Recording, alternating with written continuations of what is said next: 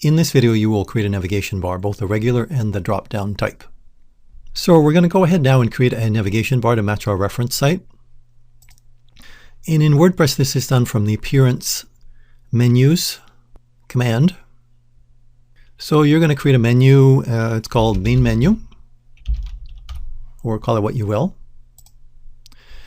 And you're going to assign it to the display location called Primary Menu. And you're going to save it.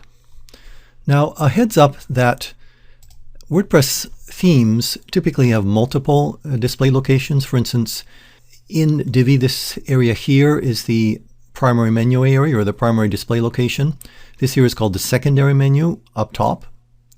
And sometimes there's menu locations in the footer, and you can also use menus to display lists. For instance, here, some random links. This is actually done using a menu as well. So back in our menu editing screen, we're editing the main menu. We've assigned it to the primary menu, and then we're just going to add pages as so to that menu. Home, services, about, contact, articles. These are all the pages. Just add to menu. And you can drag it. You can reposition by drag and drop. So we went home, services, about, contact, articles. And we're going to save the menu. And now if we look at the site, you'll see that's our new menu. Now back in your menu screen, you can actually link a menu bar to different things, and I'll show you the options here. So you see on the left here, there's various blocks that can expand, so you can link to your pages. That's what we just did. If you've got a lot of pages, you can just use a search function to find the page you want. But you can also link to posts, to the Hello World post. You could also link to post categories, which we'll cover a bit later. And you can also link to so-called custom links. So this is what we're going to do now in order to create a drop-down menu, just to show you how this works. So let's delete the services pages link, because let's assume I want a high-level drop-down called services that links to, a high-level drop-down called by that links to the services page and that links to a new page called products.